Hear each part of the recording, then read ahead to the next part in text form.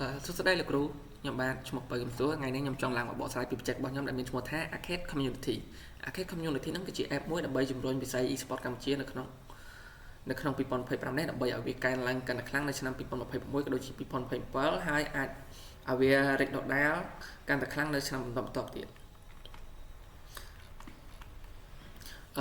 problem ដែលយើងឃើញនៅក្នុងរាល់ថ្ងៃនេះគឺថា e-sport របស់ប្រទេសកម្ពុជាយើងគឺវាស្ថិតនៅក្នុងបើយើងហៅទៅអាចថាជាប្រទេសដែលកំពុងអភិវឌ្ឍអញ្ចឹងយើង e-sport របស់យើងក៏នៅក្នុងតែការអភិវឌ្ឍដែលវាមិនទាន់ដល់អភិវឌ្ឍខ្លាំងដូចជាប្រទេសនៅឥណ្ឌូនេស៊ីដូចជាហ្វីលីពីនតាមឥឡូវយើងមើលមក EIC ដែលហៅថា e-sport World Cup ឆ្នាំ2025ដែលធ្វើឡើងនៅប្រទេសសាអូឌីអារ៉ាប៊ីដែលមានប្រាក់រង្វាន់រហូតដល់$70 លានដែលវាបានបំបែក record ខ្លួនឯងកាលពីឆ្នាំ2024ដែលមានត្រឹមតែ$60 លានប៉ុណ្ណោះចំណែក$70 លានហ្នឹងគឺវាបានបែងចែកទៅលើ25វិញ្ញាសាធំដើម្បីប្រកួតប្រជែងគ្នាប៉ុន្តែចំណែកអីនៅក្នុងប្រទេសកម្ពុជាយើងទោះបីជា ESC វាមាន25វិញ្ញាសាសំដៅ EWC វាមាន25វិញ្ញាសាដែរប៉ុន្តែប្រទេសកម្ពុជាយើងទទួលបានតែ2កៅអីប៉ុណ្ណោះដើម្បីចុះឈ្មោះ3វិញ្ញាសាដូចជា1កៅអីទៅលើវិញ្ញាសា Mobile Legends បាំងក៏ដូចជា 0.5 កៅអីទៅលើវិញ្ញាសា PUBG Mobile ក៏ដូច 0.5 កៅអីទៅលើវិញ្ញាសា Honor of King ដោយសារអាស្រ័យហេតុនេះហើយគឺឃើញថាប្រទេសកម្ពុជាយើងវាកំពុងតែអភិវឌ្ឍវាមិនទាន់អភិវឌ្ឍខ្លាំងដូចជាប្រទេសខ្លាំងដូចជាឥណ្ឌូនេស៊ីឬហ្វីលីពីនជាដើមទេproblem ដែលធ្វើឲ្យប្រទេសកម្ពុជាយើងវាស្ថិតនៅក្នុងការអភិវឌ្ឍនៅក្នុងវិញ្ញាសា e-sport ហ្នឹងគឺដោយសារតែ89នៅលើ100គ្រួសារដែលគិតថា e-sport ហ្នឹងគឺជាការលេងល្បែងស៊ីសកហើយអាចឲ្យនាំឲ្យកូនរបស់គាត់ហ្នឹងឆ្លុះបង្វែងនឹងការលេងល្បែងដូចជា beer អញ្ចឹងគាត់គិតអញ្ចឹងប៉ុន្តែជាពិសេសគាត់គិតថាអនាគតទៅអាចឲ្យកូនគាត់ហ្នឹងបាត់បង់នៃការចង់រៀននិងការចង់ធ្វើការអ្វីទាំងអស់ហើយជាពិសេសហ្នឹងគឺឪពុកម្ដាយគាត់ថា e-sport ហ្នឹងវាអត់បានជួយអីទេវាគ្រាន់តែយកពេលវេលារបស់កូនរបស់គាត់ក៏ដូចជាចំណាយលុយទៅលើវាប៉ុណ្ណោះឥឡូវយើងដល់ solution របស់យើងគឺយើងបង្កើត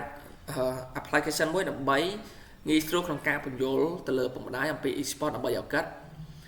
ជឿជាក់ហើយក៏ដូចជាឈប់មាន understanding ទៅលើពួកយើងហើយជាពិសេសយើងបាន collaborate ជាមួយនឹង EIC ដែលហៅថា e-sport Federation Cambodia ដែលជាក្រសួង e-sport នៅក្នុងប្រទេសកម្ពុជាដើម្បីឲ្យប្រកាសយល់ថាការដែលធ្វើ e-sport នេះគឺជាអ្វីដែលត្រឹមត្រូវមិនមែនជាល្បែងស៊ីសងទេមួយទៀតយើងគឺបង្កើត app ហ្នឹងដើម្បីជួយ player ណាដែលគាត់ចង់ខ្លាយទៅជា professional player ហើយគាត់ងាយស្រួលក្នុងការស្វែងរក team ក៏ដូចជាងាយស្រួលក្នុងការចុះឈ្មោះទៅលើ tournament ក៏ដូចជាចុះឈ្មោះទៅលើ scrim ក៏ដូចជាពិសេសបើសិនជាពួកគាត់ជា player ហ្នឹងមានចំណុចពិសេសនៅលើវិញ្ញាសារបស់ពួកគាត់ណាមួយយើងអាចឲ្យពួកគាត់ try out ជាមួយនឹង professional team ដែលជា sponsorship របស់ពួកយើងដើម្បីឲ្យគាត់ហ្នឹងអាចរកចំណូលបានហើយចំណូលដែលគាត់អាចរកបានហ្នឹងជាពិសេសគាត់អាចយកទៅចាយវាយលើគ្រួសាររបស់គាត់ក៏ដូចជាទៅលើការសិក្សារបស់គាត់ជាដើមឥឡូវមួយទៀតគឺចំណុចទី3ដែលជា solution របស់យើងដូចគ្នាគឺថាយើងនឹងស្វែងរក tournament ដែល sponsor by big brand ធំរបស់ e-sport organizer ដែលនៅក្រៅប្រទេសដូចជា Onyx ឬមួយ Black League ជាដើមជាពិសេសគឺយើងស្វែងរកទៅលើtournament ដែលចេញពីខាង game យកមកខាង e-sport យកមកដែលមានដូចជា PUBG ឬមួយ Mobile Legends អីអញ្ចឹងយើងយកដាក់ក្នុងប្រទេសយើងឲ្យបានកាន់តែច្រើនជាពិសេសឲ្យវាមាន tournament កាន់តែច្រើនទៅដើម្បីងាយស្រួលក្នុងការស្វែងរកថាក្រុមណាដែលជាក្រុមខ្លាំងហើយជាពិសេសអាចឲ្យteam big brand ហ្នឹងធំហ្នឹងគាត់មានចំណាប់អារម្មណ៍ក្នុងប្រទេសកម្ពុជាយើងដើម្បីបង្កើតជា build up លើ academic team ឬមួយក៏ជា professional team តែម្ដងដើម្បីវាផ្ដល់ចំណូលក្នុងប្រទេសកម្ពុជាយើងសម្រាប់ customer target គឺយើងបង្កើត app ហ្នឹងដើម្បីជា target ទៅដល់ normal player ដែលគាត់ថាអ្នកលេងធម្មតាប៉ុន្តែគាត់ចង់ខ្លាយទៅជា e-sport player ហើយមានបញ្ហាជាមួយនឹងគ្រួសារដែលគាត់មិនយល់ពីខ្លួនក៏ដូចជា teammate ដែលត្រូវការ teammate ត្រូវការចំណូលហើយក៏ដូចជាពិសេសហ្នឹងយើងគឺថា organizer ដែលគាត់ចង់បាន team ឬមួយក៏ចង់បង្កើត tournament មួយយើងគឺផ្ដល់ជូនគាត់បានជាពិសេសគឺយើងអាចស្វែងរក